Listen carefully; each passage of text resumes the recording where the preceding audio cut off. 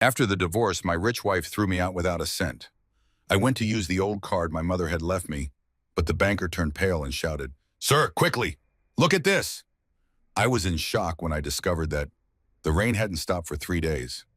I remember that detail because Elena kept complaining about it, how the weather was ruining her birthday week, how the gray skies made everything feel so dreary, how she couldn't wear the new Louboutins she'd bought because the streets were flooded. She said all of this while cutting into a $200 steak at Maria, her favorite restaurant in Central Park South, the one where the waiters knew her by name and always kept her preferred table by the window available. I wasn't eating. My plate sat untouched in front of me, the food growing cold while I watched her. Really watched her. The way she laughed too loudly at something her friend Marcus said over the phone, the way she didn't even glance at me when she finally hung up, the way her diamond earrings caught the candlelight. Earrings I'd given her for our 5th anniversary, back when I still believed we were building something together. "You're not eating," she said, finally noticing me. Her voice had that edge to it, the one that always appeared when I wasn't performing my role correctly. "Are you trying to make some kind of statement, David?" I wasn't. I was just tired of being the husband she paraded around at charity galas while whispering to her friends that I was decent enough considering. Tired of living in her penthouse, sleeping in her bed, wearing clothes purchased with her family's money. Tired of being reminded in 1,000 subtle and not so subtle ways that I was a guest in her life, not a partner. "I'm fine," I said quietly, "just not hungry." She rolled her eyes, actually rolled them, like a teenager annoyed with a sergeant, and went back to her steak. The waiter appeared asking if everything was satisfactory, and Elena launched into a detailed critique of the wine pairing. Using words I'd learned meant absolutely nothing, except that she enjoyed making service workers scramble. That's when I knew. Sitting there in that overpriced restaurant, watching my wife of 7 years treat a stranger with more attention than she'd given me in months, I knew our marriage was over. Had been over probably for longer than I wanted to admit. The question wasn't whether we'd end, it was when and how much of myself I'd lose in the process. I didn't have to wait long for the answer. We didn't speak in the car ride home. Elena scrolled through Instagram, double-tapping photos of people I'd never met, people from her world, the world of trust funds and summer homes in the Hamptons, of prep schools and country clubs where memberships cost more than most people earned in a year. I'd never quite fit into that world despite 7 years of trying. My mother used to tell me that love didn't care about bank accounts. She'd say it while we sat in our small apartment in Queens, her working double shifts as a nurse while I studied for the scholarship exams that would eventually get me into a decent college. She'd say it while we ate pasta for the 4th night in a row because that's what we could afford. She'd say it with such conviction that I believed her. She was wrong. Or maybe she was right, and what Elena and I had was never love at all. The penthouse was dark when we arrived. 23rd floor, floor-to-ceiling windows overlooking Manhattan, the kind of view that makes tourists press their faces against glass barriers and dream. I used to stand at those windows and feel like I'd made it, like the kid from Queens had somehow cracked the code, married the princess, entered the castle. Now I just felt like an imposter waiting to be found out. "We need to talk," Elena said, kicking off her heels and walking to the bar. She poured herself a scotch, Macallan 25, because of course, without offering me one. Not that I wanted it. Here it comes, I thought. "This isn't working," she continued, her back still to me. "You know it isn't working." I did know. But hearing her say it out loud made something crack open in my chest, something I'd been keeping carefully sealed for months. "What do you want, Elena?" She turned then, and I saw something in her face I'd never seen before.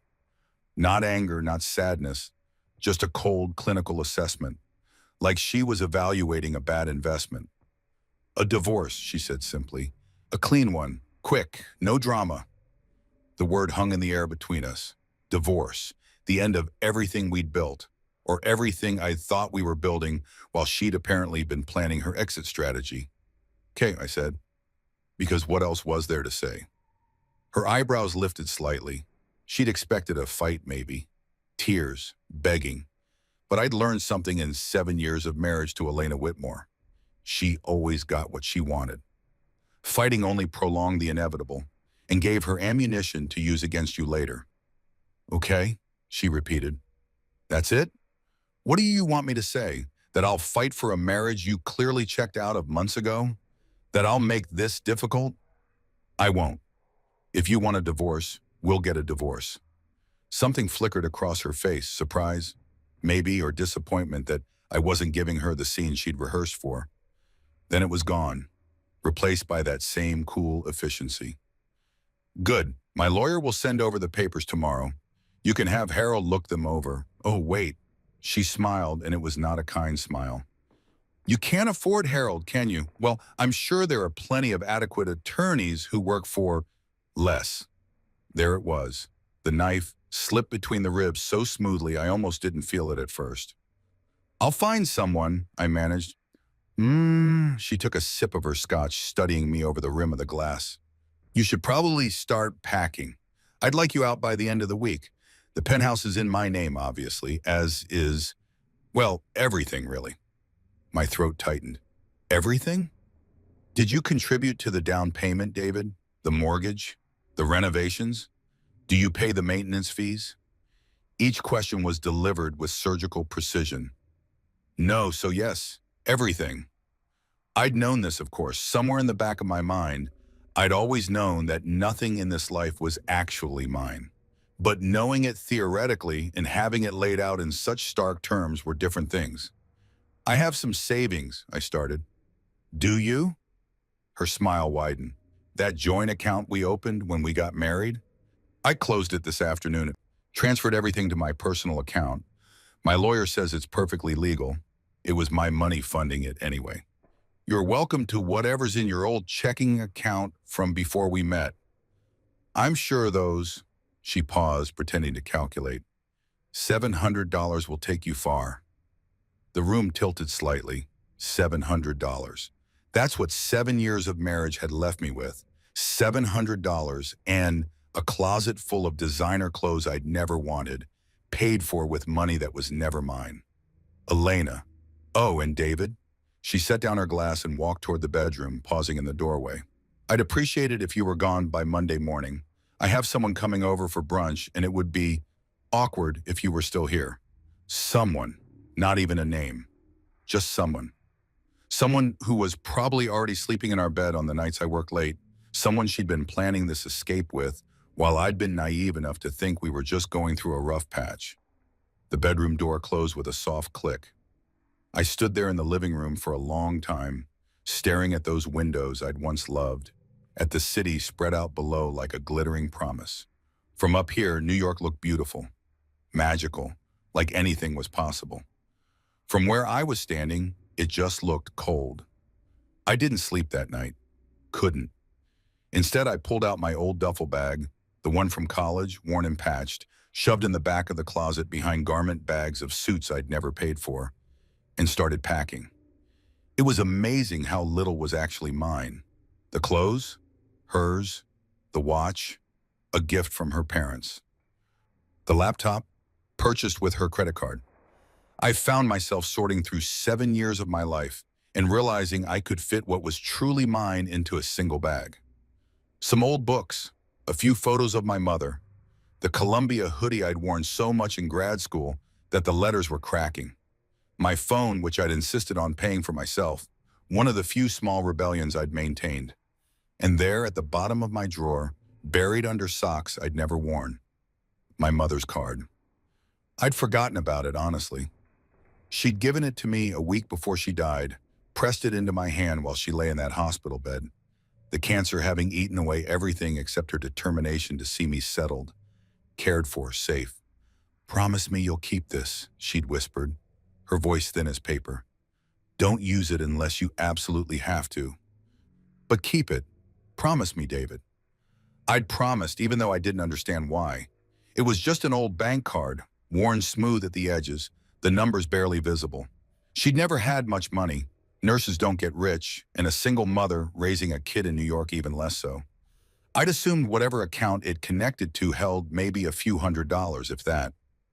A small emergency fund she'd somehow kept hidden from her own dire emergencies.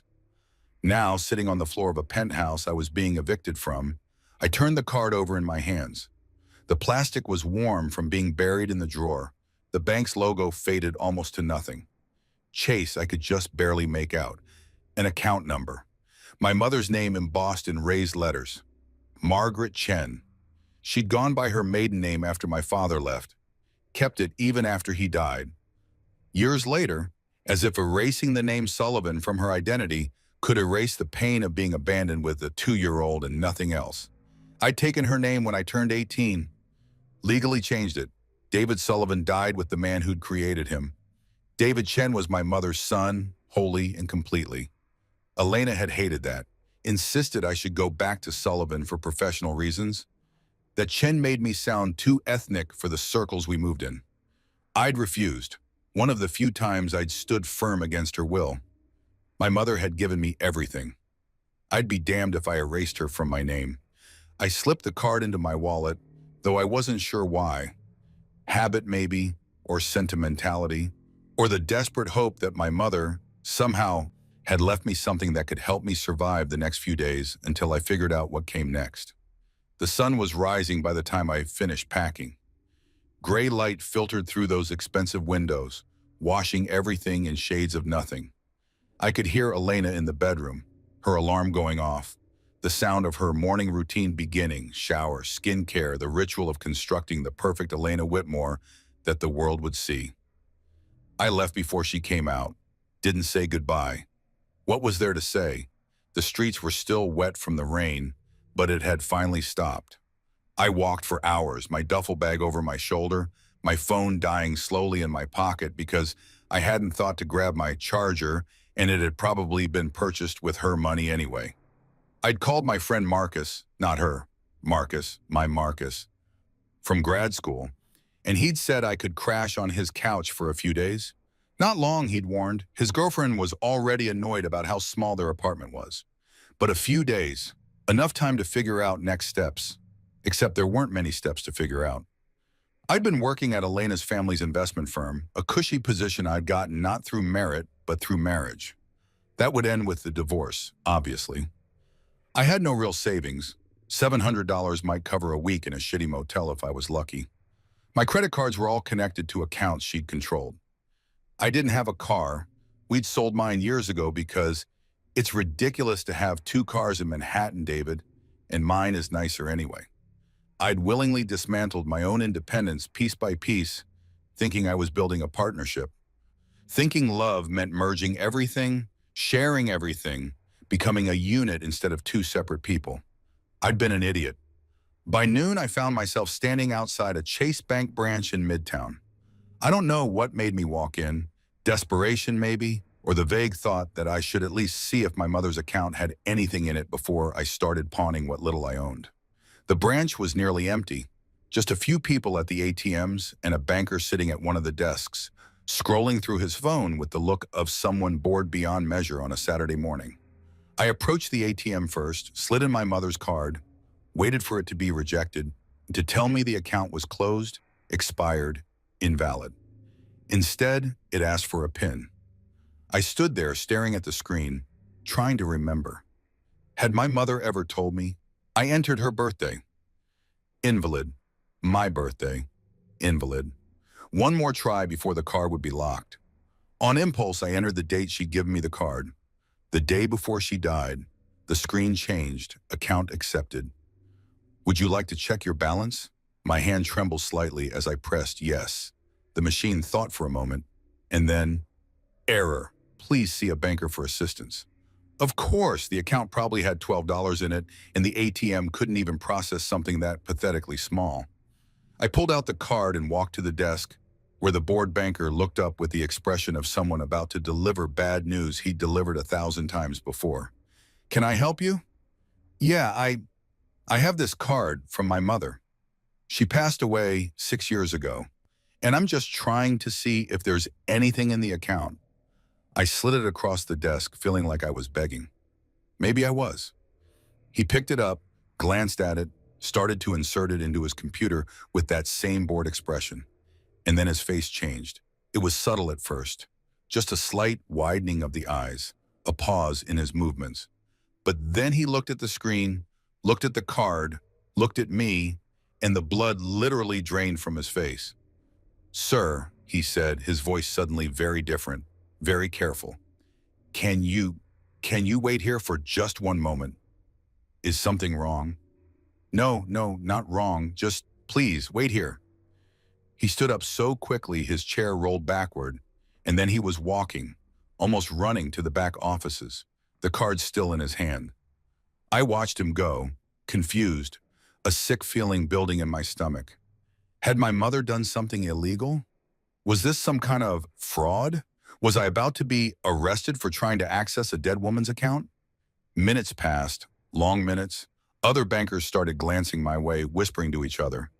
A woman in a suit came out of the back office, looked at me, said something sharp to the first banker I couldn't hear. And then they were both walking toward me, and the man's face was still pale, and the woman was carrying a folder, and "Mr. Chen," she said, and her voice was gentle in the way people's voices get when they're about to change your life. "I'm Rebecca Stein, the branch manager. Could you come with me, please, to somewhere more private?" The sick feeling intensified. "What's going on?" "Sir," the first banker said, and his voice was shaking slightly. "Please, you need to see this." They led me to a private office in the back, closing the door behind us. The manager sat down across from me, opened the folder, and pulled out a statement. "Mr. Chen, I need to verify your identity first. Can I see your driver's license?" I handed it over with shaking hands. She studied it, compared it to something on her computer screen, nodded. "It's you," she said quietly. "You're really you." "What are you talking about?" She slid the statement across the desk. I looked down at it, at the account number that matched my mother's card, at the name, Margaret Chen, primary account holder, David Chen, beneficiary upon death, and then I saw the balance. I stopped breathing. I had to be reading it wrong, had to be. That many zeros didn't exist in my mother's world. Couldn't exist. It was impossible. I couldn't even finish the sentence. $247 million, the manager said softly. Give or take a few $100,000. The account has been accruing interest for 6 years. Your mother set it up as a trust that would transfer to you automatically upon her death, but only if you used the card she gave you. Until you did, it remained dormant. $247 million. My mother, Margaret Chen, who'd worked double shifts and worried about grocery bills and died in a hospital bed wearing a nightgown I'd bought at Target because it was all I could afford. $247 million. There must be a mistake, I whispered. But Rebecca Stein was shaking her head, pulling out more papers, more documents I couldn't focus on because the number kept swimming in my vision. No mistake, Mr. Chen. Though I imagine you have questions about where this came from. Your mother left you something else. She pulled out an envelope, sealed, my name written on it in my mother's careful handwriting. She instructed that this be given to you when you access the account. Along with this, she slid across a business card. Heavy stock, embossed lettering. A law firm in London I'd never heard of. They've been managing your mother's estate. Well, your estate now. There are significant holdings beyond this account. Properties, investments, a trust that's been growing for decades. They'll need to speak with you immediately to begin the transfer process.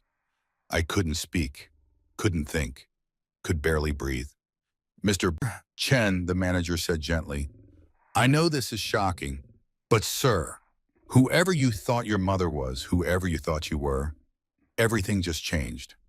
I looked down at the envelope in my hands, at my mother's handwriting, at the card with the London law firm's information, and I thought about Elena in her penthouse, celebrating my departure with someone whose name she couldn't even be bothered to mention. Everything just changed. I sat in that office for 20 minutes before I could move. The envelope felt impossibly heavy in my hands. Just paper, just ink, but weighted with 6 years of questions I hadn't known to ask. Around me, the bank hummed with its usual Saturday rhythm, ATMs beeping, people shuffling papers, the soft murmur of transactions that meant everything and nothing to the people conducting them. But in this small room with its generic corporate art and its desk that had probably witnessed 1,000 financial revelations, My entire reality was fragmenting like a mirror-struck dead center. $247 million. I kept trying to make the number feel real, to connect it to the woman who'd raised me in a three-room apartment where we could hear the neighbors arguing through walls thin as wishes. The woman who'd clipped coupons religiously, who'd made a game out of seeing how cheaply we could eat each week, who'd cried, actually cried, when I got that full scholarship to Columbia because she'd been saving every penny she could spare, and now she could finally stop working herself to death. Except she hadn't stopped, had she? She'd kept working those double shifts right up until the cancer made it impossible, kept living in that same apartment, kept pretending we were barely scraping by while $247 million sat in an account I didn't know existed. Why? My hands shook as I opened the envelope. The letter inside was written on the same cheap notepad paper she'd always used, the kind you buy in bulk from the dollar store. Even now, even revealing whatever she was about to reveal, she'd stayed true to character. My mother, who'd apparently been sitting on a fortune that would make Elena's trust fund wealth look like pocket change, had written this final confession on paper that cost pennies. The handwriting was shaky. She'd been so sick by then, could barely hold a pen, but still recognizable. Still hers. My dearest David, if you're reading this, it means I'm gone. It means you finally used the card I gave you, which means you've hit rock bottom, or close enough that you've remembered your mother's last gift. I'm sorry it had to be this way. I'm sorry for so many things. I lied to you your entire life.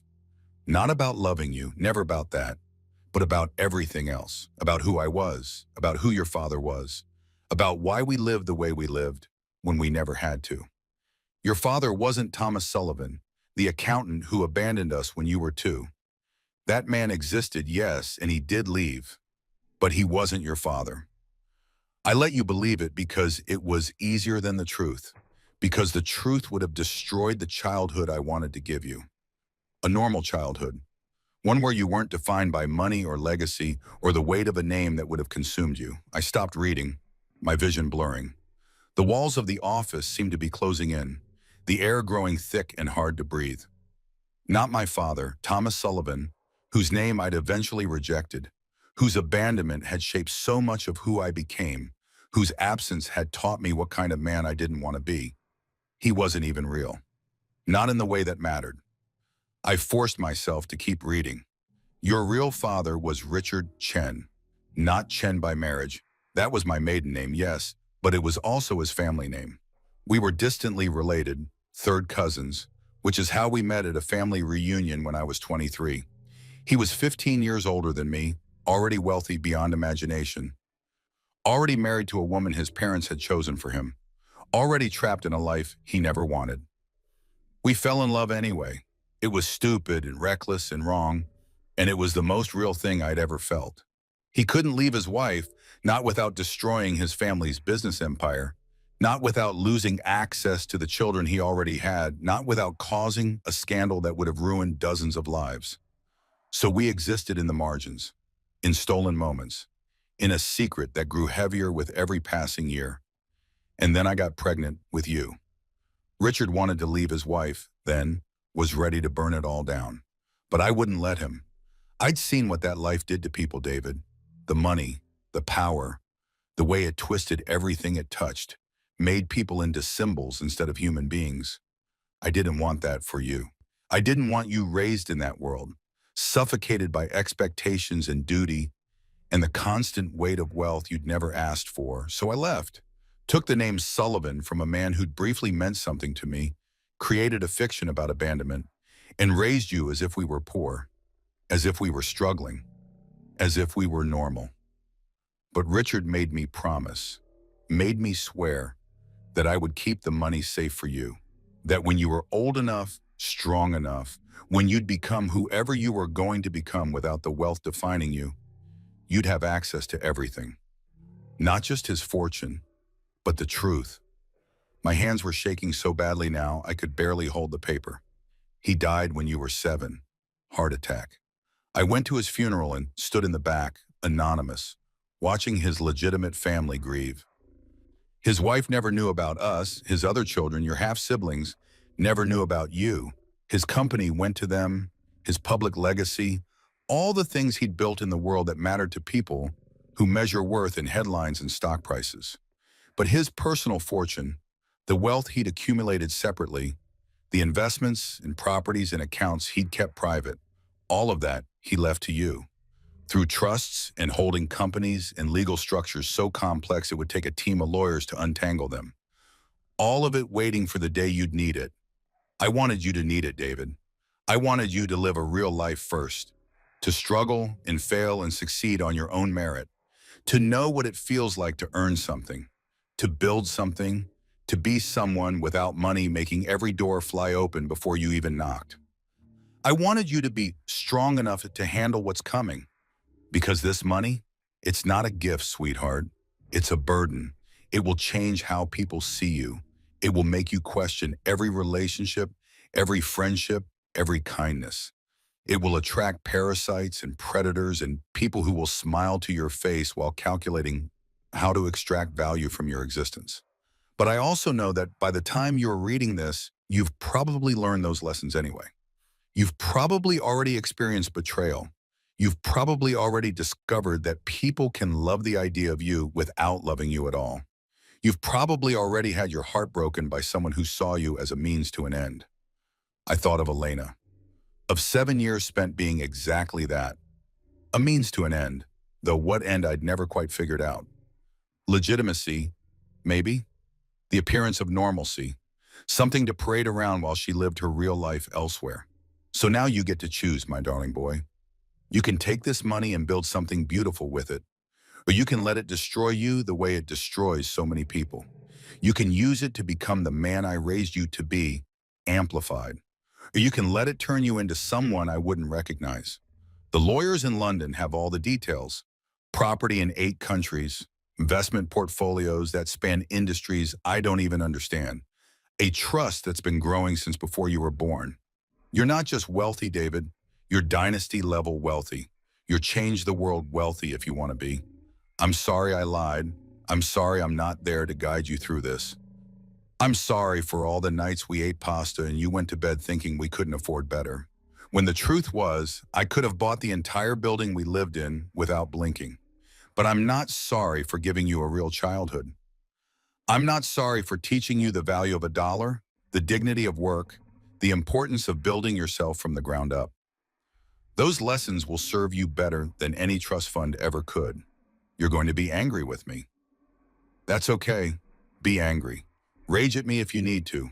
I'm dead. I can take it. But then, when the anger fades, I need you to do something for me. Be good, David. Be careful. Be smart. And be happy. God, please be happy. This money is your inheritance, yes, but it's also your revenge. Revenge against every person who ever underestimated you, whoever treated you as less than, whoever made you feel small. Not revenge through destruction. That's too easy, too crude. Revenge through success, through thriving, through building a life so magnificent that everyone who doubted you has to witness it. You don't owe anyone anything anymore, sweetheart. Not explanations, not apologies, not your presence in their lives. You're free. Use that freedom well. All my love, always and forever, Mom. P.S. There's a safety deposit box at the London office. In it, you'll find photos of your father, of us together, of the life we had in secret. You deserve to know where you came from, even if I spent your whole childhood hiding it. P.P.S. I saw the woman you married. I died before the wedding, but I saw her picture, heard you talk about her. She's beautiful, David. Poised, elegant. Everything the world tells us we should want. But she doesn't love you the way you deserve to be loved. I could tell even then, could hear it in your voice when you talked about her. A note of uncertainty, of trying to convince yourself. I hope I'm wrong. I hope by the time you read this, you've had a wonderful marriage, and I'm just a paranoid, dying woman projecting. But if I'm right, if she's hurt you the way I suspect she will, don't let her take anything from you that matters. Not your dignity, not your kindness, Not your belief that real love exists. It does exist, baby. It's just rare. And it never, ever uses money as a weapon. The letter ended there. I sat staring at it, reading and rereading those final lines, until the words blurred together and I couldn't tell if the wetness on my face was tears or sweat or some combination of both. My mother had known, had seen through Elena from hundreds of miles away, from a hospital bed, with nothing but my tone of voice to guide her, had known and had still said nothing, had trusted me to figure it out on my own, had left me this letter like a time bomb set to detonate at exactly the moment I'd need it most. She doesn't love you the way you deserve to be loved. I thought about Elena's face last night, the coldness in it, the calculation, the way she'd smiled when she told me about closing our joint account, about how I'd be leaving with $700 and whatever dignity I could salvage. $700. I almost laughed. Would have laughed, except the sound that came out was closer to a sob. Mr. Chen? Rebecca Stein's voice pulled me back to the present. She was standing in the doorway, holding a bottle of water and wearing the expression of someone who'd witnessed this scene before, in different variations, with different people whose lives had just been detonated by the past. I'm sorry, I managed. I just need a minute. Take all the time you need, but Mr. Chen, the lawyers in London, they'll need to hear from you soon. There are time-sensitive matters related to the estate, properties that need management decisions, investments that require authorization, legal structures that have been in holding patterns waiting for you to claim them. I looked down at the business card she'd given me earlier. Whitmore and Associates, London, the firm that had been managing my inheritance for 6 years, waiting for me to materialize. Whitmore, the same last name as my soon-to-be ex-wife. The universe apparently had a sick sense of humor. What do I need to do? I asked. Call them. Today, if possible. They'll arrange for you to fly to London. First class, all expenses covered from your account. There's a team waiting to brief you on everything. The full extent of your holdings, the legal structures in place, the various entities your father created. She paused, choosing her words carefully. It's complicated, Mr. Chen. Dynasty-level wealth is always complicated. Dynasty-level wealth? The same phrase my mother had used. I thought about the penthouse I'd been evicted from, the one Elena was so proud of, the 23rd floor apartment that had seemed like the pinnacle of success. Thought about her family's wealth, old money from banking and real estate, the kind of fortune that bought influence and memberships and the right to look down on people like me. Dynasty-level wealth made that look like a rounding error. There's one more thing, Rebecca said quietly. She pulled out another folder, this one thicker. Your mother left very specific instructions about privacy. She set up multiple layers of protection to ensure that when you claimed the inheritance, you could do so anonymously. Shell corporations, trusts, legal barriers between your name and the money.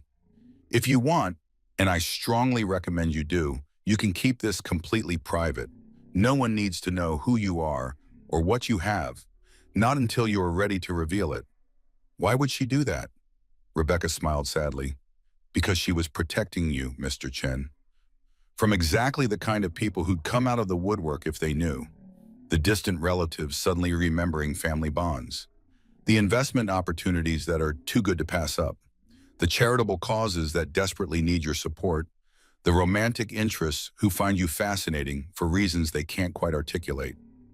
The romantic interests who'd throw you out with $700 and a smirk if they thought you were poor, but who'd cling like drowning swimmers if they knew the truth. So what do? You go to London, you learn about your inheritance, you make decisions about how you want to move forward, and in the meantime, she glanced toward the door, then back at me. In the meantime, you live your life as if nothing has changed. You don't tell anyone. You don't show any signs of sudden wealth. You let whatever's happening in your personal life play out naturally, without the money influencing anything. You mean my divorce?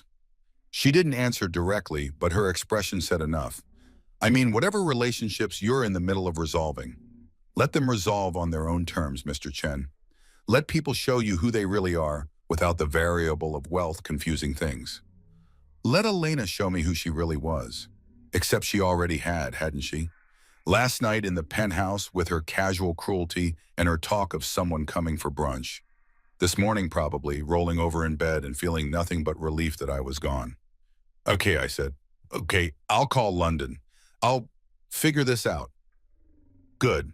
Rebecca stood, then paused. Mr. Chen, for what it's worth, your mother sounds like she was an extraordinary woman. She was. She'd been a nurse who worked herself to exhaustion while sitting on a fortune. She'd raised me to value things that mattered. Kindness, education, work ethic, integrity, instead of things that impress people. She died in a hospital bed wearing a Target nightgown while holding the keys to a kingdom she never told me existed. She'd lied to me my entire life, and somehow it was the most loving thing she could have done. I left the bank in a daze. The city looked different now, though nothing about it had actually changed. Same streets, same people rushing past with their coffee and their phones and their lives. Same noise encased in beautiful, brutal indifference. But I was different. I walked for blocks without direction, my mother's letter folded carefully in my pocket, the bank card heavy in my wallet, the London law firm's number saved in my phone. The duffel bag over my shoulder felt absurd now. All my worldly possessions, carefully packed, ready to move into Marcus's cramped apartment and figure out how to rebuild from nothing. Except it wasn't nothing.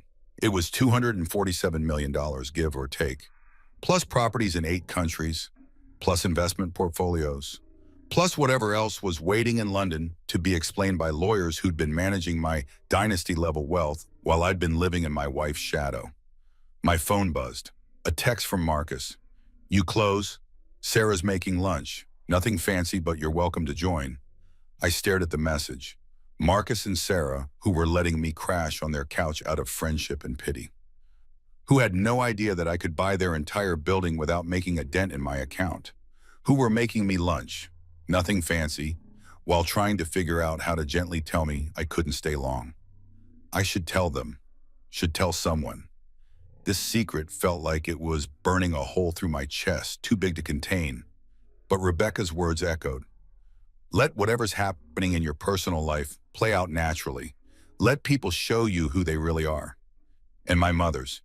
You don't owe anyone anything anymore. Not explanations, not apologies, not your presence in their lives. I texted back, 30 minutes out. Thanks, man. Then I called the London number. A woman answered on the second ring, British accent, professional but warm. Whitmore and Associates, how may I direct your call? My name is David Chen. I was told to call about an estate matter. A pause, then, Mr. Chen, we've been waiting for you. Please hold for Mr. Whitmore. Another pause, longer this time. I kept walking, letting the city flow around me, thinking about how my life had been split into before and after without my permission. Before the bank, after the bank, before the letter, after the letter, before I knew who my father was, after I knew I'd never actually known him at all. Mr. Chen, the voice was male, older, cultured in that way British lawyers seem to have perfected. Alexander Whitmore, I had the privilege of knowing your father and the honor of serving as executor for your mother's wishes. I cannot tell you how pleased we are that you finally accessed the account. We were beginning to worry. Worried I'd never use it. Worried about what that would mean for you, yes. Your mother was very specific. You were to receive nothing until you needed it. The fact that you needed it concerns me. I thought about Elena, about the penthouse, about $700 in a smirk. I'm fine, I lied. Forgive me, Mr. Chen, but I've been managing family fortunes for 40 years. No one accesses an emergency inheritance when they're fine. However, that's neither here nor there. What matters now is bringing you up to speed on your holdings and ensuring proper transfer of authority. How soon can you fly to London? I don't know. I need to... To what? I had nowhere to go, no job to request time off from, no obligations tying me anywhere. The divorce papers would come whether I was in New York or London. Elena didn't want me at the penthouse. Marcus's couch was a temporary solution at best. I had nothing keeping me here except momentum, the weight of routine, the illusion that my life still existed in the shape I'd built it. I can come Monday, I heard myself say. Excellent. I'll have my assistant arrange everything. Flights, accommodation, transportation, everything will be handled. Mr. Chen, I know this is overwhelming, but I promise you by the time you leave London, you'll understand not just your inheritance, but your father's vision for what you might do with it. Mr. Whitmore, yes? My mother, in her letter, she said my father wanted this money kept from me until I was strong enough to handle it. How did he know I'd ever be strong enough? A long pause.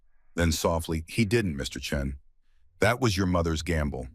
Your father wanted you to have everything immediately, full access from birth, your legacy secured regardless of character. It was Margaret who insisted otherwise. She believed that struggle creates strength, that hardship builds wisdom, that a fortune given too early destroys more lives than it saves. And if she was wrong, if I'd never used the card, then the money would have gone to various charities upon your death, with a letter explaining why. Your mother was willing to sacrifice your inheritance and her relationship with you, even posthumously, rather than risk you becoming the kind of person wealth creates too easily. The kind of person Elena was, he meant but didn't say, the kind who measured worth in zeros and treated people like accessories, beautiful and disposable. I'll see you Monday, Mr. Whitmore. Monday, and Mr. Chen, welcome to your new life. Try to enjoy it. He hung up. I stood on the corner of 5th Avenue and 42nd Street, surrounded by thousands of people who had no idea that everything had just changed, watching the city pulse and breathe and continue forward like it always did. Somewhere uptown, Elena was probably still asleep, or maybe already entertaining her someone, celebrating her freedom from the burden of a husband who'd never quite measured up. Somewhere in my pocket, my mother's letter described a fortune that would make Elena's trust fund look like pocket change. And somewhere deep in my chest, something I'd thought was broken started to resemble something else entirely. Not quite hope, not yet, but possibility. The revenge of simply becoming who I'd always been. Only more so. Only amplified. Only free. Marcus's apartment smelled like garlic and burnt toast. I stood in the doorway of the 5th floor walk-up in Hell's Kitchen, my duffel bag still over my shoulder, and tried to reconcile the person I'd been when I left this morning with the person standing here now. Same clothes, same face in the reflection of their hallway mirror.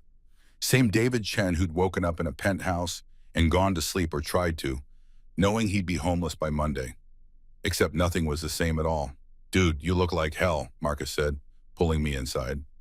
Sarah's making grilled cheese. It's basically her only recipe, so prepare yourself for mediocrity. But it's food.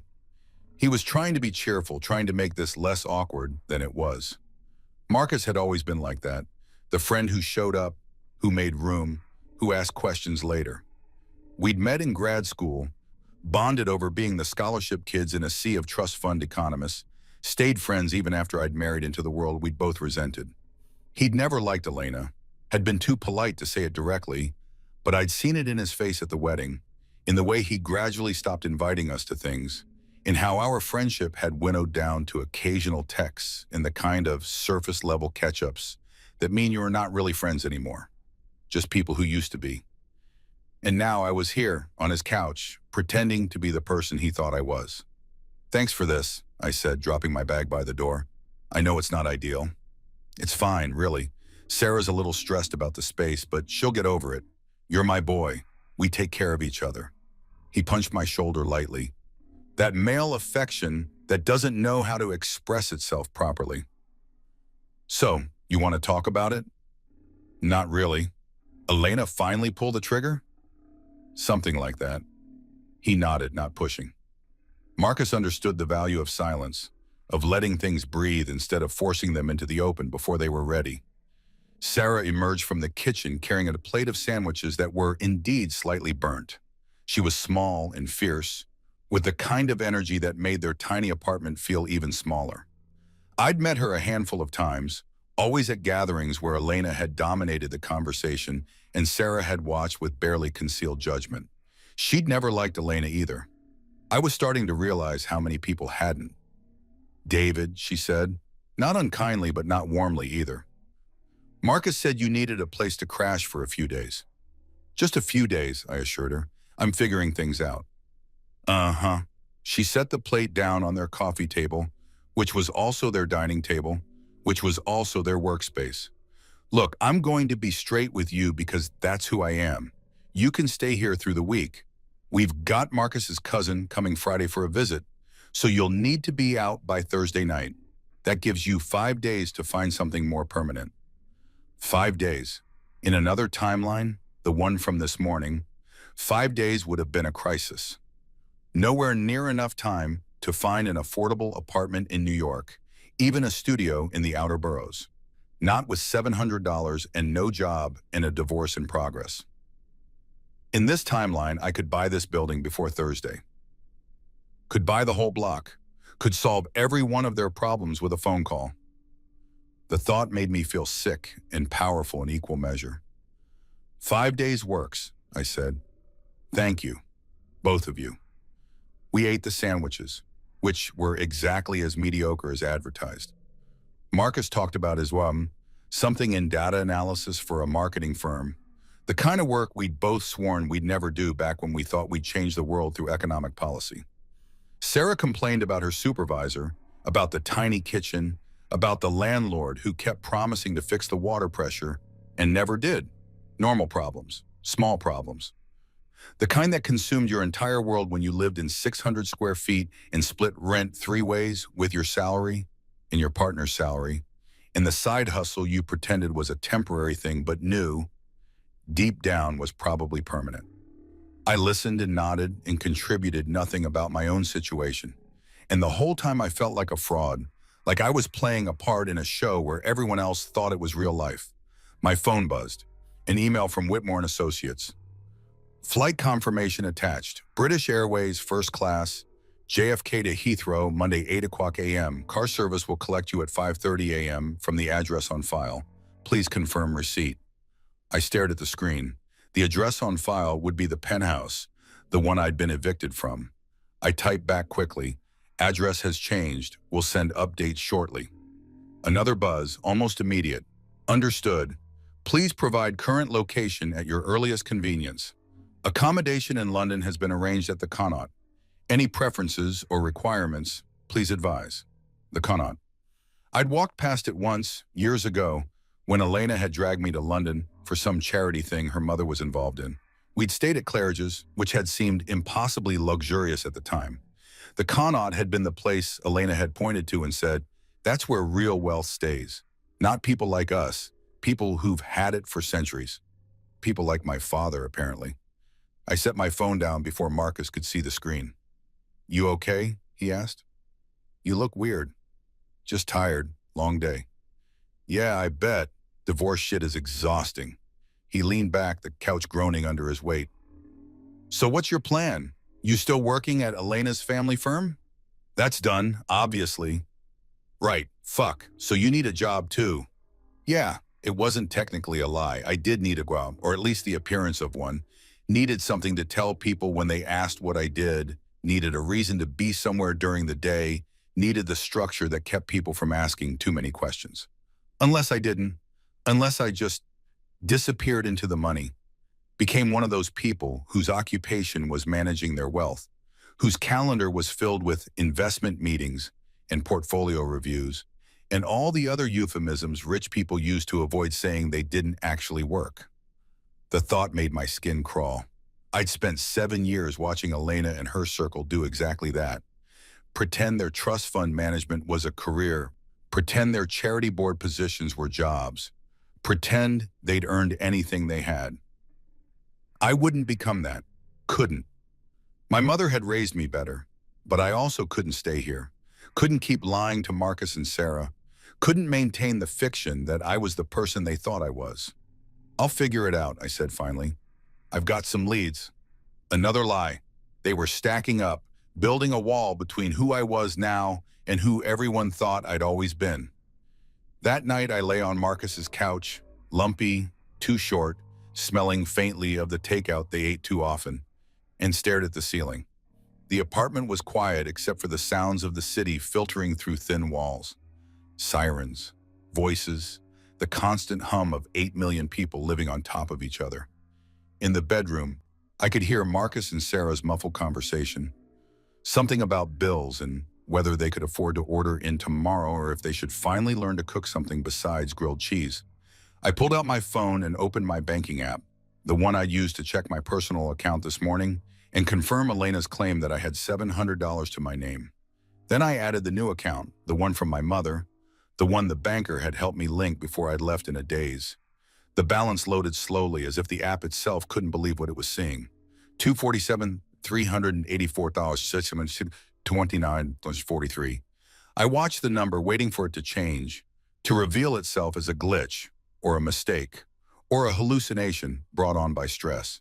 But it just sat there, solid and real and impossible. More money than I could spend in 10 lifetimes even if I tried. I thought about Marcus in the next room, worried about whether they could afford Thai food. I thought about the water pressure that didn't work, the landlord who didn't care, the cousin coming Friday who would displace me because they literally didn't have room for both. I thought about how easy it would be to fix all of this.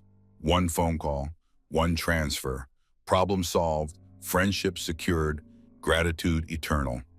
But Rebecca Stein's warning echoed, let people show you who they really are without the variable of wealth confusing things. And my mother's, it will make you question every relationship, every friendship, every kindness. Marcus was my friend, had been my friend through grad school, through the early days with Elena, when I'd still been naive enough to think love conquered all, through the slow dissolution of our regular hangouts as my wife had gradually isolated me from everyone who remembered who I'd been before. He was helping me now because that's what friends did. Not because of what I had, but because of who he thought I was. If I told him, if I fixed his problems with my newfound fortune, I'd never know for sure. Never know if he'd have stayed my friend without it.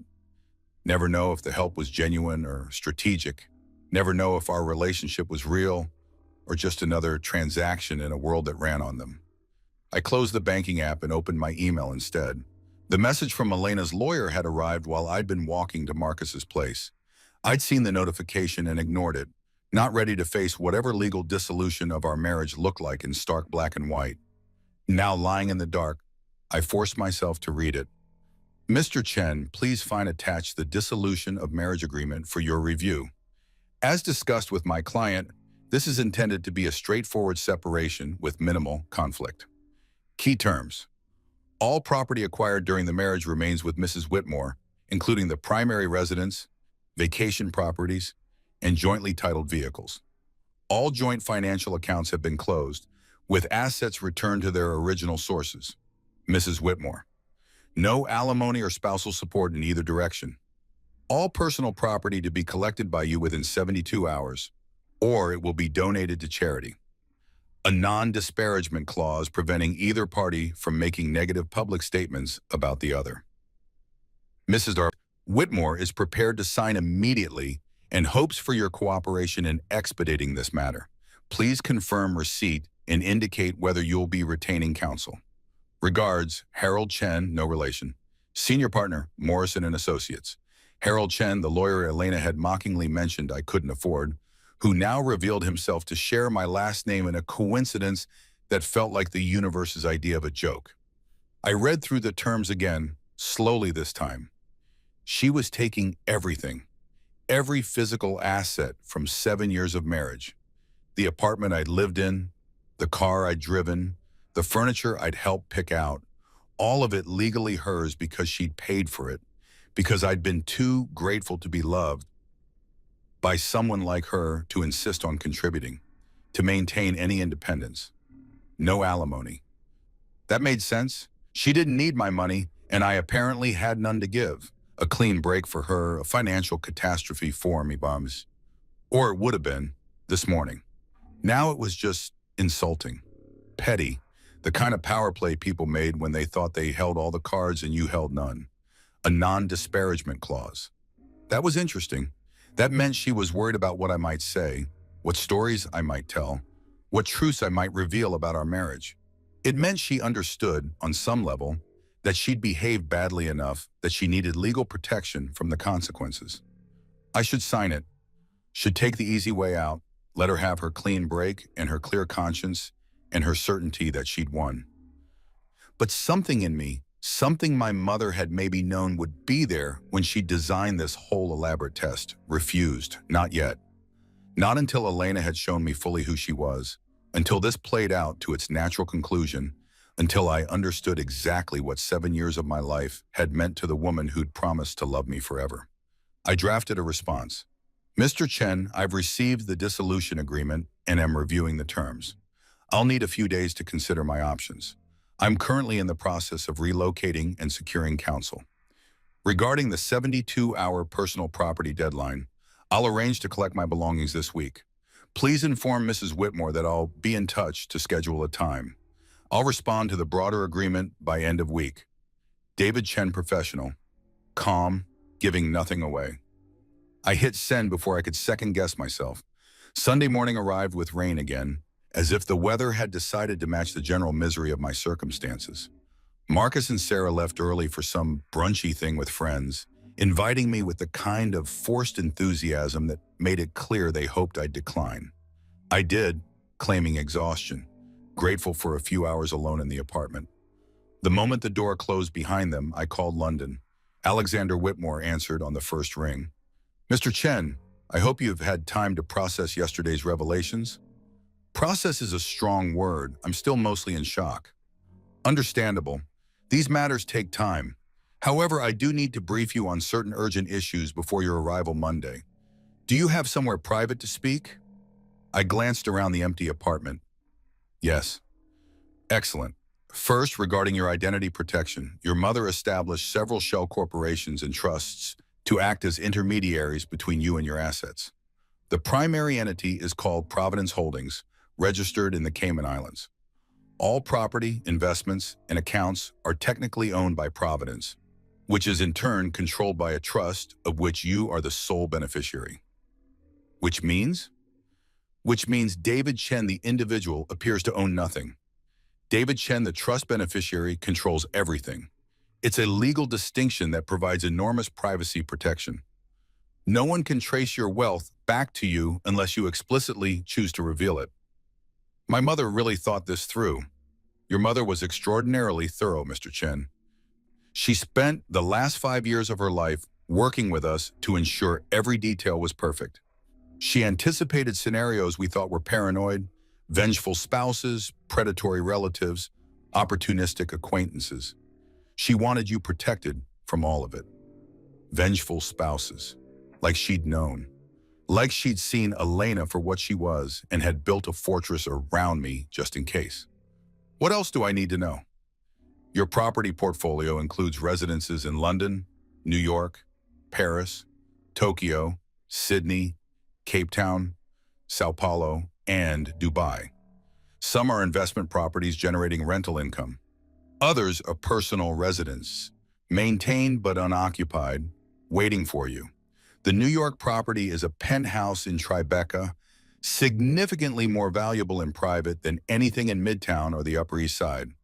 A penthouse in Tribeca, probably 2 blocks from where I was sitting on a lumpy couch, pretending to be homeless. You mentioned urgent matters? Yes, several of your properties require immediate decisions about lease renewals or sale opportunities. There are also investment positions that need your authorization to proceed. Your father had started several ventures that were put on hold when he died, waiting for you to take over. And there's the matter of your position on various boards. Boards? Your father held seats on the boards of 6 major corporations. Upon his death, those positions were held in trust to be transferred to you when you claimed your inheritance. You're now legally entitled to those seats and the rather significant stipends that come with them. Several of the companies have been inquiring when you'll assume your responsibilities. Board positions at major corporations. Me, David Chen, who'd been working a mid-level position at his wife's family firm because he'd never quite managed to advance on his own merit. I don't know anything about running a corporation. You don't need to. Board members provide oversight and strategic guidance, not day-to-day management. And you have voting rights on major decisions.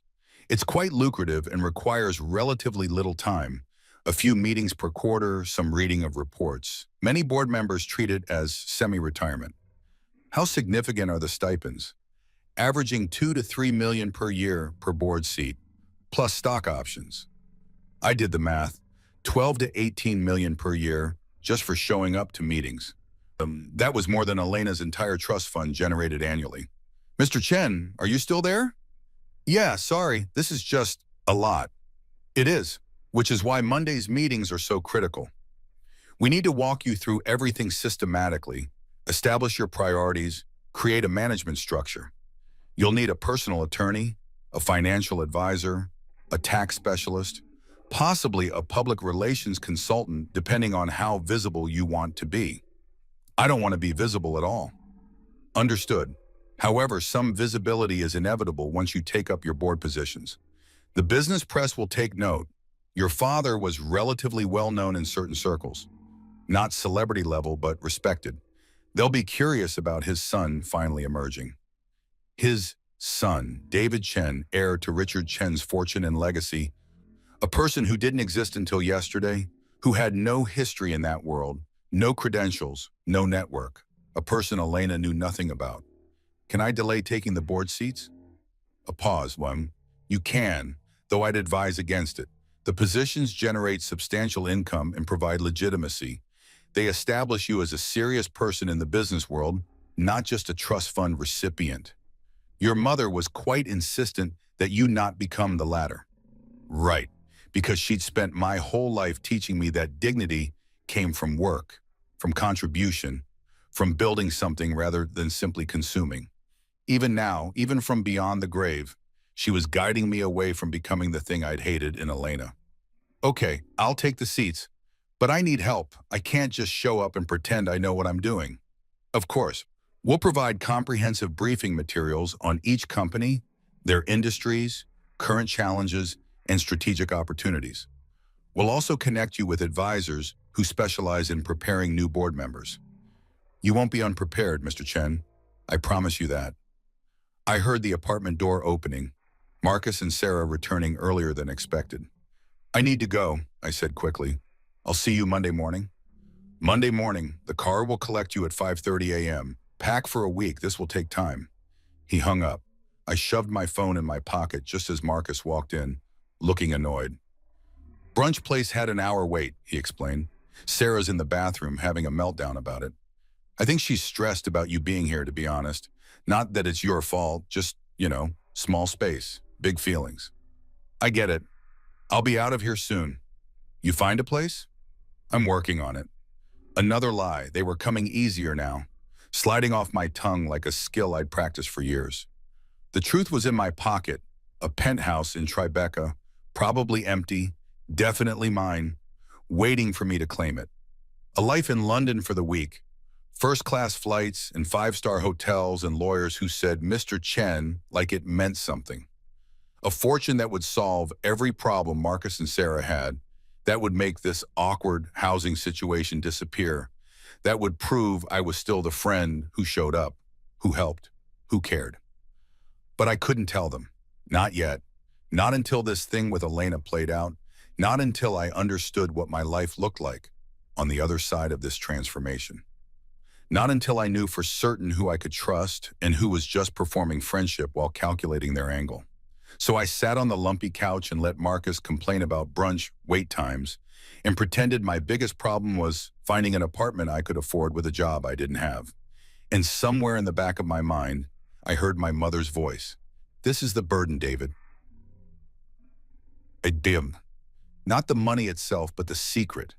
The knowing that you could fix everything but choosing not to, because fixing it would ruin the only thing you were trying to save. The truth about who people really are. She'd been right about so much. I was starting to suspect she'd been right about this too. Monday morning came too early and too loud. Marcus's alarm went off at 6:02 a.m., a piercing electronic shriek that penetrated the thin bedroom door and dragged me out of the half-sleep I'd been pretending was rest. I heard him stumble to the bathroom, heard Sarah groan something unintelligible, heard the shower start and the pipes groan in protest, that water pressure problem they'd been complaining about. I lay on the couch and stared at the ceiling, calculating. My flight to London left at 8:00 a.m. The car service would have arrived at 5:30 a.m. to collect me from an address I'd never updated, probably sitting outside the penthouse right now with a driver checking his watch and wondering where I was. I'd need to text them, reroute to Marcus's address, explain the delay. Except I couldn't do that without Marcus asking questions.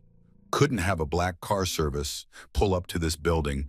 Couldn't disappear for a week to London without explaining where I was going or how I was affording it. Couldn't maintain the fiction that I was a broke, jobless divorcee while simultaneously living like someone who just inherited a fortune. Because that's exactly what I was.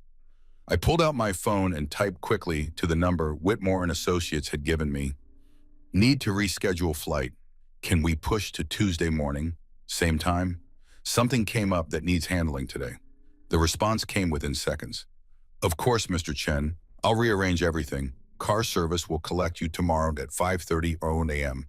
Please confirm address. I sent Marcus's address, then added, discreet vehicle please, residential area, understood. Crisis averted, temporarily. But that still left the larger problem. I couldn't just vanish to London without Marcus asking questions, and I couldn't answer those questions without either lying more elaborately or revealing the truth I wasn't ready to reveal. The bathroom door opened, releasing a cloud of steam and Marcus in a towel. You're up early, he observed. Couldn't sleep. Yeah, that couch is brutal. Sorry, man. He disappeared into the bedroom to dress, calling back. You got plans today? Job hunting? Here was my opening. Actually, yeah. Got some leads to follow up on. Might be out most of the day. That's good. That's great. Where at? I hadn't thought that far ahead. A consulting firm, downtown, friend of a friend thing, you know how it goes. Right on. Hope it works out.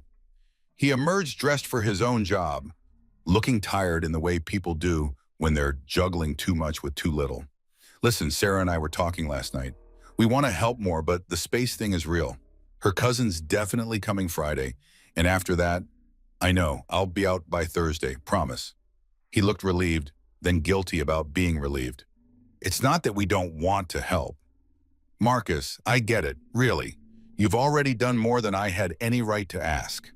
He nodded, grabbed his bag, kissed Sarah goodbye.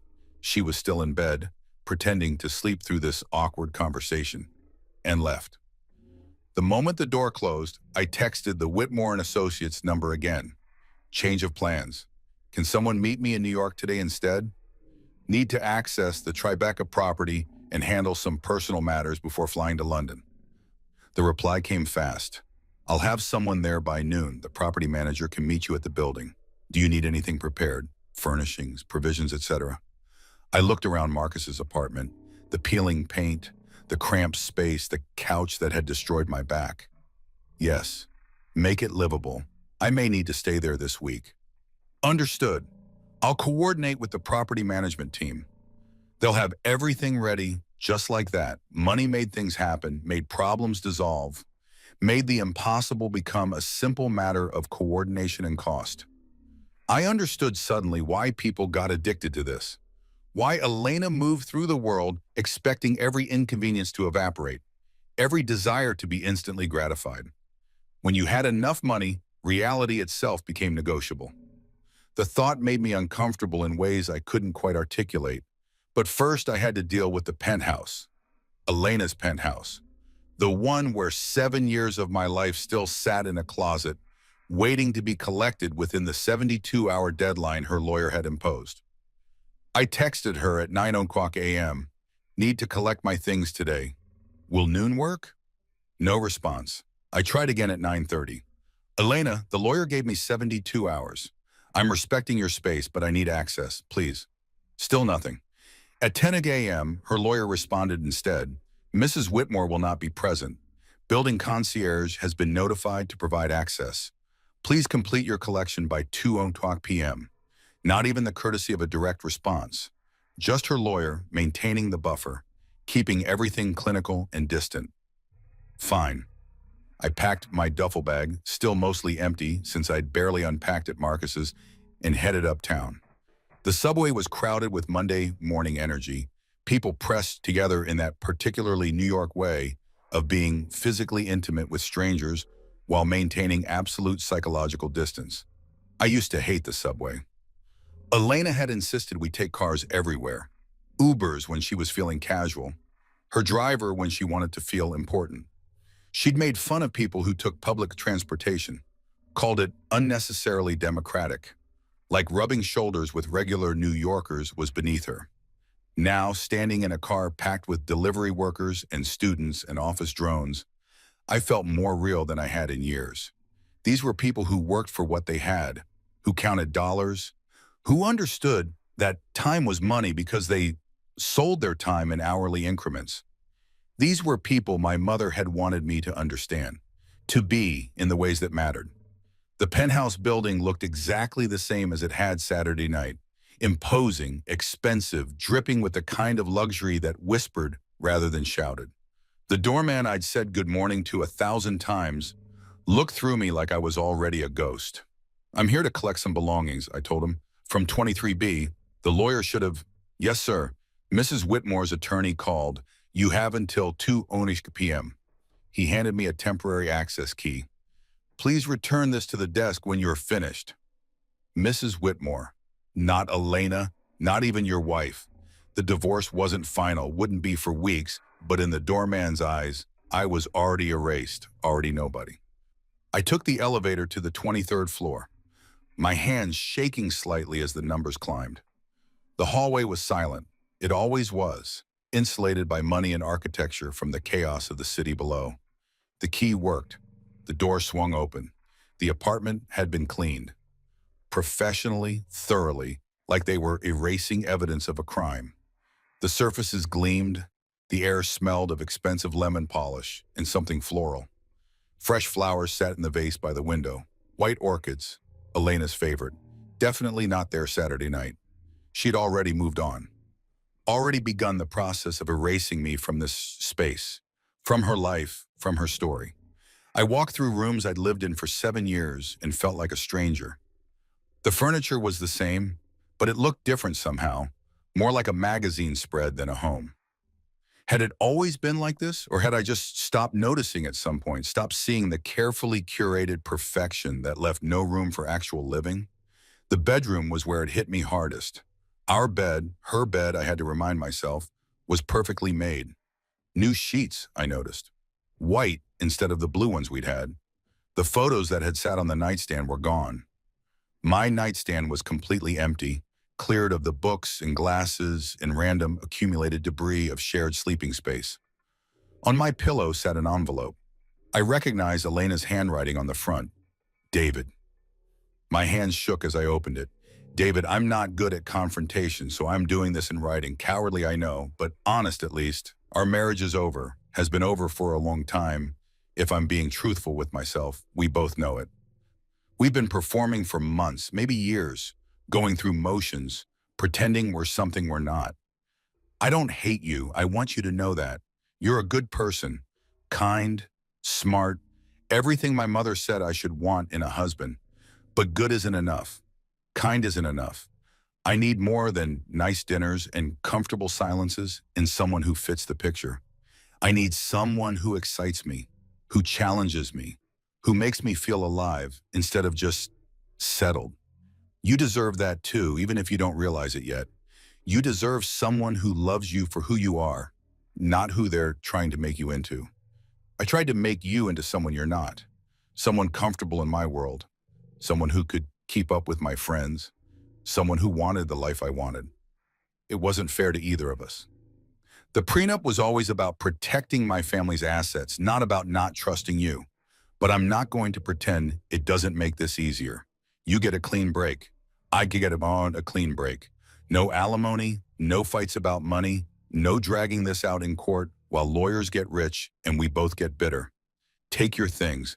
Take whatever matters to you. The rest is just stuff, and I have plenty of stuff. I'm sorry it ended this way.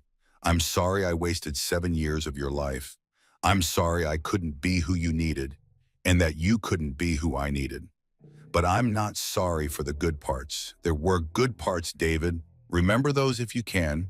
Be well. I read it twice, then a third time. It was honest. I had to give her that. Brutally, casually honest in the way people can be when they're already emotionally checked out and just want permission to stop pretending. She didn't hate me. She just didn't love me, didn't want me, didn't find me exciting or challenging or alive enough. I was too kind, too good, too comfortable. And the prenup that had protected her family's assets, the one I'd signed without really reading because I'd been too in love to imagine needing protection from the person I was marrying, made everything easy, made me disposable without complication. Take your things. I looked around the bedroom at the life we'd built, the closet full of clothes she'd bought me, the watch she'd given me, the cufflinks from various anniversaries and birthdays, the leather toiletry bag, the expensive shoes, the suits tailored to fit me perfectly. All of it purchased with her money, all of it chosen by her for her version of who she wanted me to be. None of it mine in any real sense. I pulled my old duffel bag off my shoulder and started packing what actually belonged to me.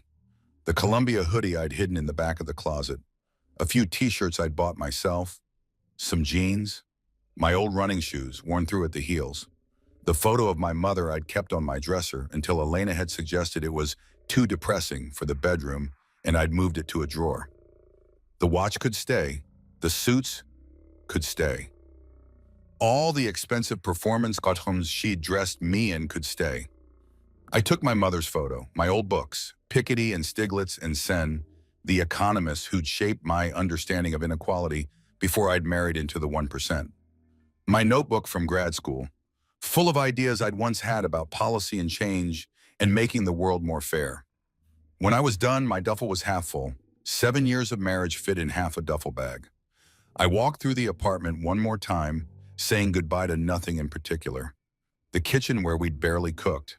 The living room where we'd entertained her friends and I'd felt like a prop in her performance.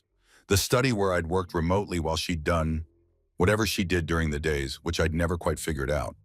And then I saw it, on the coffee table, partially hidden under a fashion magazine. Another phone. Not Elena's primary phone. She was surgically attached to that one. A second phone, the kind people have when they're conducting business they don't want traced, or conversations they don't want discovered. I picked it up. It was unlocked. She'd either forgotten to secure it or hadn't expected me to find it. The messages loaded, my stomach turned. Marcus, not my Marcus, her Marcus. Saturday, 11:43 p.m. He's gone. Finally, I thought he'd make it more difficult. Elena, Saturday, 11:45 p.m. He was always easy to handle, too grateful to put up a fight. Marcus, Saturday, 11:47 p.m. When can I come over? Elena, Saturday, 11:48 p.m. Now, I sent the staff away. Bring champagne, we're celebrating. I scrolled up. Weeks of messages, months maybe, planning the divorce, strategizing how to minimize what I could take, laughing about how I'd been completely clueless, that she'd been seeing someone else. And then, from 3 months ago, Marcus, are you sure about the joint account thing? Seems harsh. Elena, he never contributed to it anyway. It's my money. He's just been living off me like a leech for 7 years. I'm taking back what's mine. Marcus, I guess. Still feels cold. Elena, that's business, baby. Emotions are for people who can't afford lawyers. I took a photo of the screen, then another, and another. Every message that showed premeditation, showed the affair, showed exactly who Elena Whitmore really was when she thought no one was watching. The non-disparagement clause in the divorce agreement suddenly made a lot more sense. I put the phone back exactly where I'd found it, returned to the bedroom, grabbed my half-full duffel bag, and walked out. At the door, I paused, looked back at the penthouse one last time, the gleaming surfaces, the perfect furniture, the white orchids that had replaced me so seamlessly. Good riddance, I thought, and I meant it. The Tribeca property was everything the uptown penthouse wasn't. The building was understated, converted factory, red brick, the kind of place that whispered wealth instead of screaming it.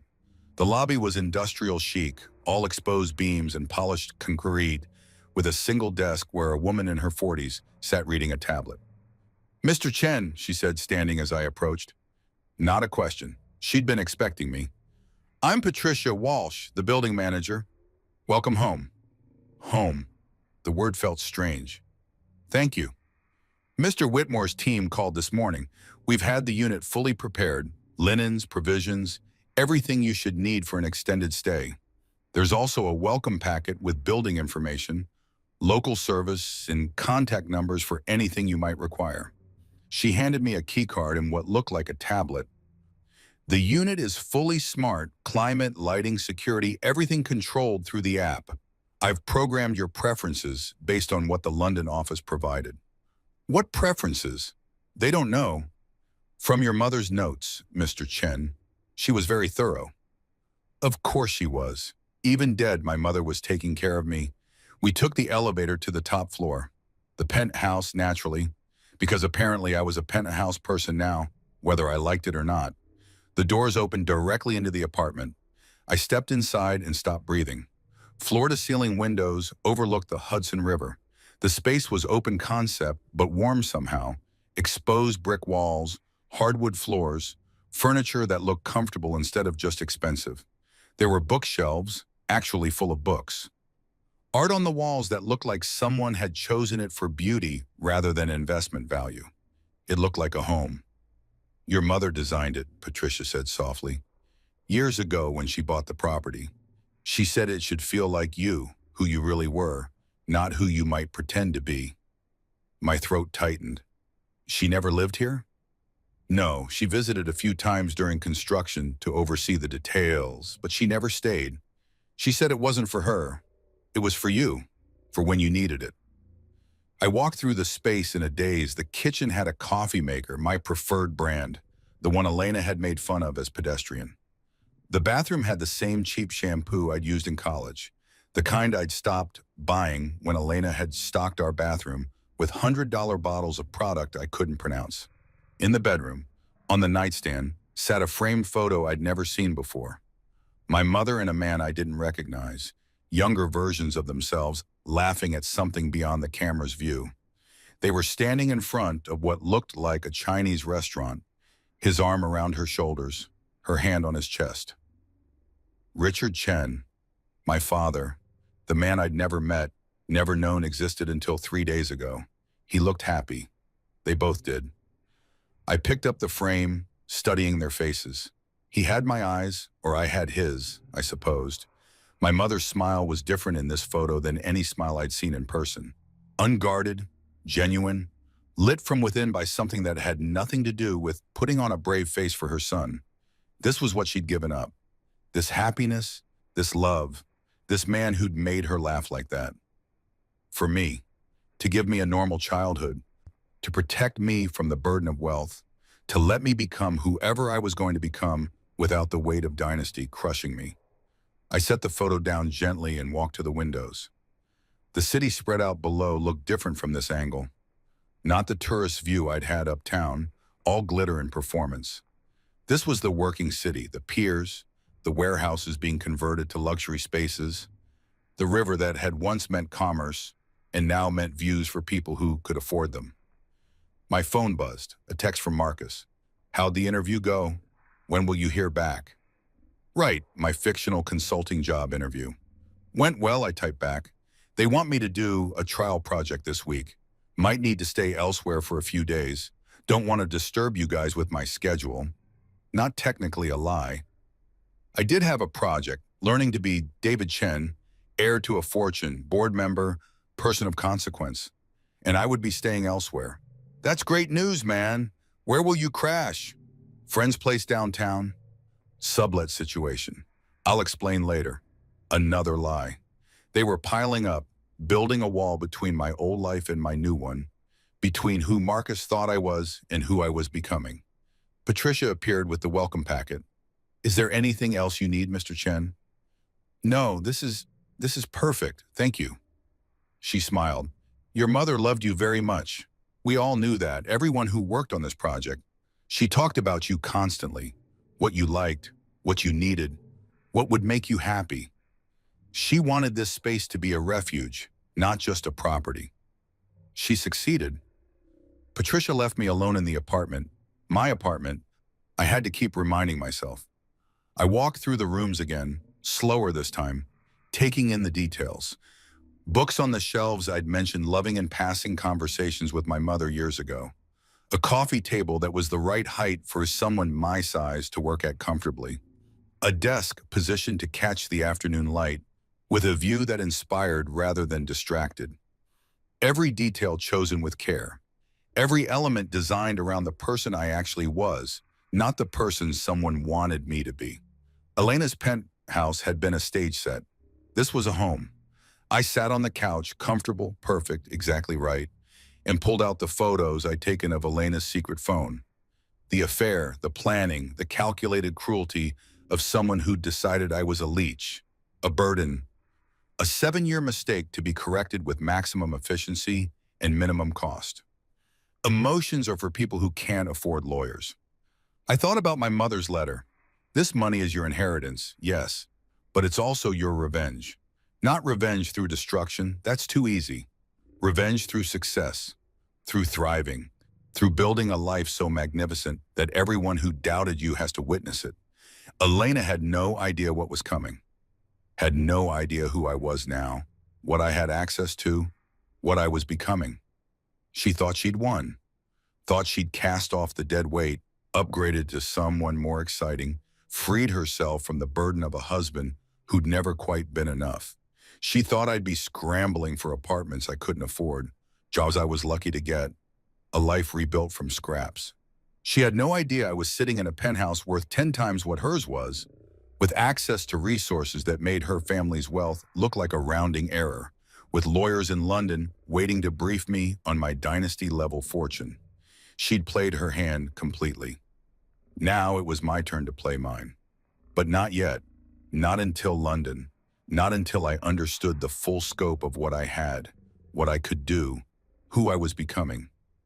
Let her celebrate with Marcus. Let her think she'd gotten away clean.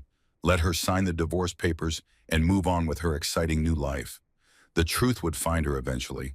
And when it did, I'd make sure every word of her non-disparagement clause was worth its weight in gold. Because I wouldn't need to say anything at all. The truth would speak for itself. Tuesday morning, 5:15 a.m. I stood at the floor-to-ceiling windows of the Tribeca penthouse, watching the city wake up in shades of gray and gold. Across the river, the lights of Jersey City flickered like distant stars. Below, early joggers traced paths along the waterfront, their breath visible in the October cold. I'd barely slept, had spent most of the night sitting on the couch my mother had chosen, reading through the documents Whitmore and Associates had sent.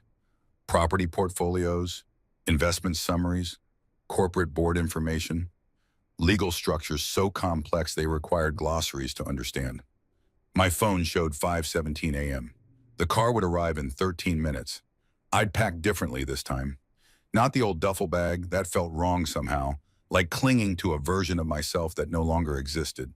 Instead, I'd found luggage in the apartment's storage closet, expensive leather pieces monogrammed with my initials in subtle stitching.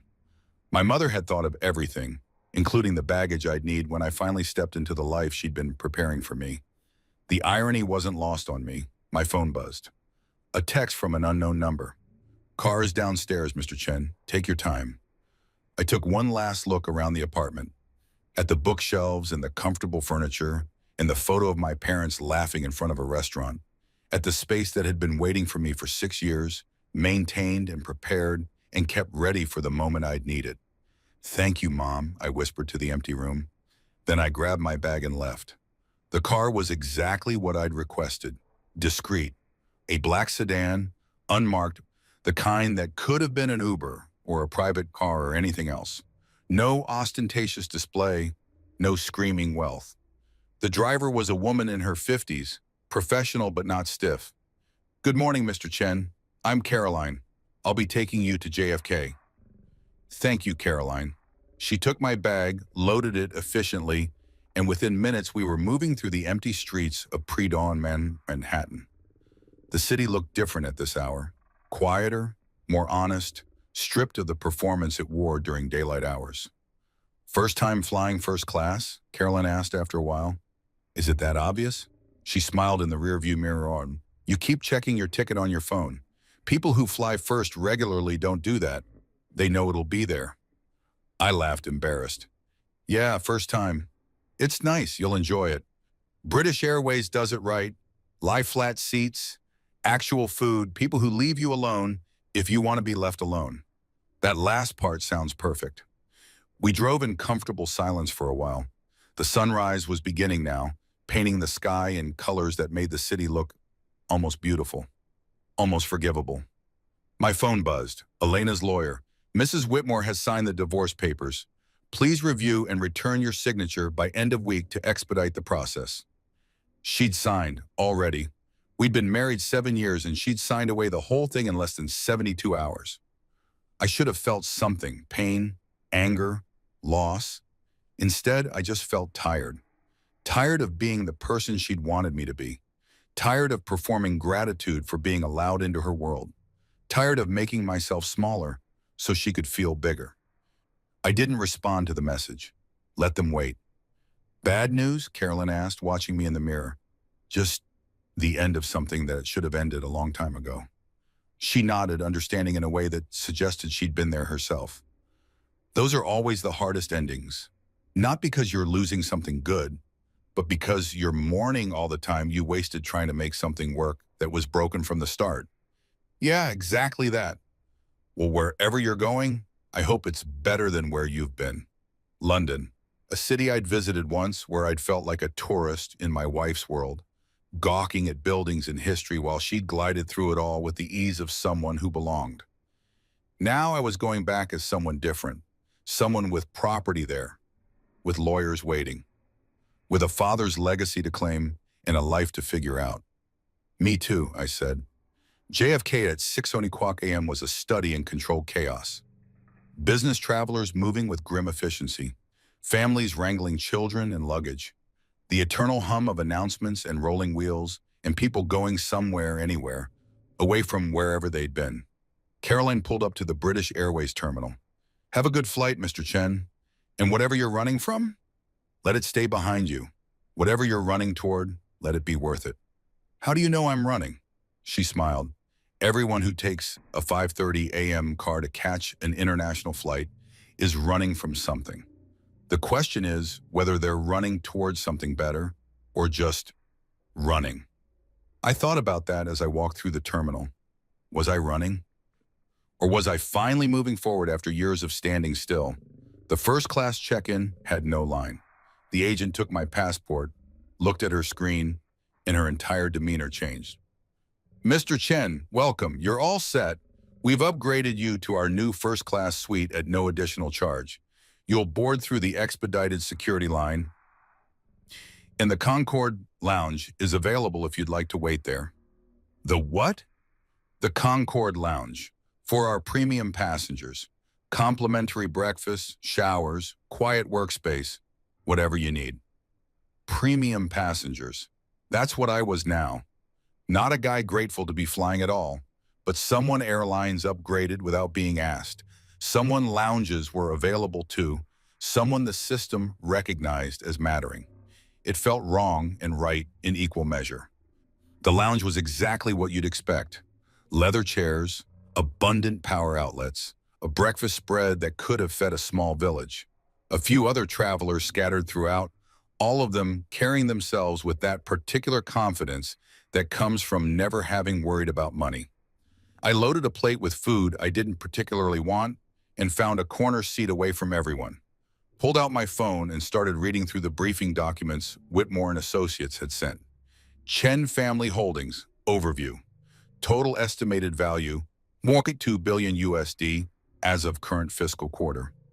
Primary components, liquid assets, gross securities, 247 mm, real estate portfolio, 340 mm, corporate holdings and investments, 520 mm, art and collectibles, only 93 m, $1 billion. Not 247 million like the banker had said. That was just the liquid cash. The full portfolio was $1 billion. I read the number 3 times trying to make it